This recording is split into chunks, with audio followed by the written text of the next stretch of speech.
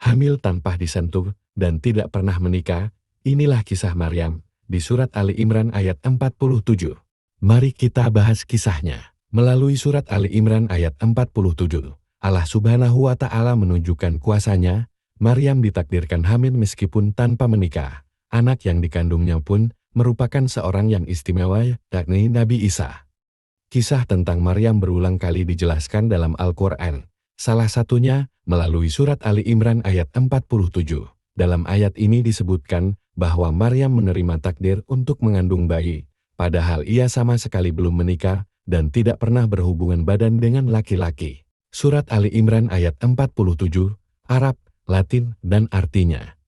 Surat Ali Imran ayat 47. Arab Latin. Kala trabi anayak muli waladu walam yamsasi basar. Kala kazalikilahu yahluku mayasa. Isa kada amran fa'inama yakululahu kun fayakun.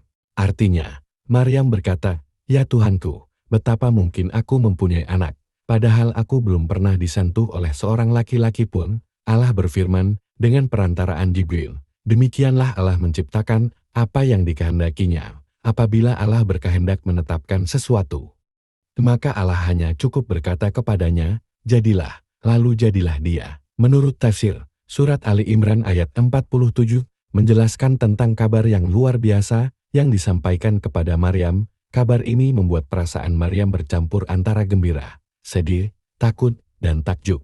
Lalu dia berkata, "Tuhanku, bagaimana mungkin aku akan mempunyai anak yang terlahir dari rahimku? Padahal aku belum menikah dan tidak ada seorang laki-laki pun yang menyentuhku yakni menggauliku." Dia berfirman, "Demikianlah Allah menciptakan apa yang Dia kehendaki. Apabila Dia hendak menetapkan sesuatu, Dia hanya berkata kepadanya, 'Jadilah.'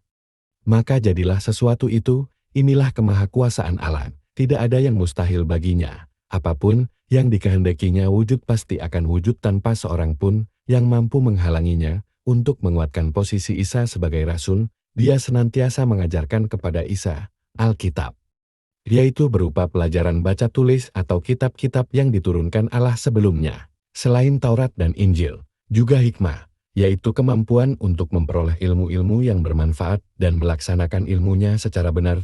Taurat, kitab Nabi Musa, dan kitab Injil yang diwahyukan secara langsung kepada Isa. Pelajaran keikhlasan dari Maryam.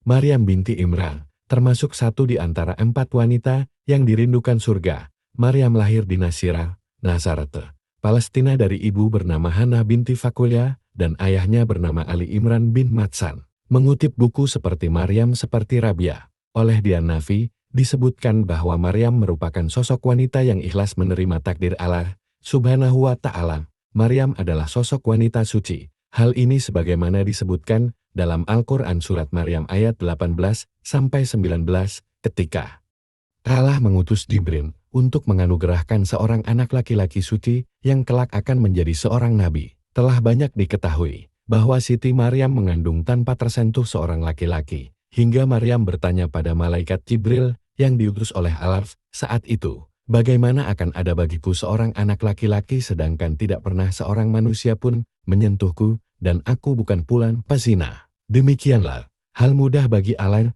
untuk menjadikan sesuatu yang tidak mungkin menjadi mungkin. Kisah Maryam yang mengandung tanpa berhubungan badan ini menjadi tanda bahwa Allah Maha Kuasa. Ketika malaikat Jibril meniupkan ruh ke tubuh Maryam, maka saat itu pula Siti Maryam mengandung anak laki-laki, yakni Nabi Isa. Dalam tafsir Ibnu Katsir disebutkan bahwa malaikat Jibril meniupkan ruh ke dalam baju kurung Maryam hingga masuk pada farjinya. Dengan atas izin Allah ia mengandung. Saat itu, Maryam merasa kebingungan dan menemui istri Nabi Zakaria yang juga sedang mengandung Nabi Yahya. Sebagaimana dikatakan Imam Malik, bahwa Nabi Isa dan Nabi Yahya digandung dalam masa bersamaan. Maryam mengalami hal yang lazim dirasakan para ibu hamil lainnya, bahkan semasa kehamilan. Ia tetap bersabar dan ikhlas menghadapi hujatan dari masyarakat sekitar yang menudingnya telah berzina. Namun Allah Subhanahu wa Ta'ala menjaga kehormatan Maryam. Dalam hadis Bukhari dari Ali bin Abi Thalib, Rasulullah Subhanahu wa Ta'ala bersabda, "Sebaik-baik perempuan adalah Maryam dan sebaik-baik perempuan adalah Khadijah."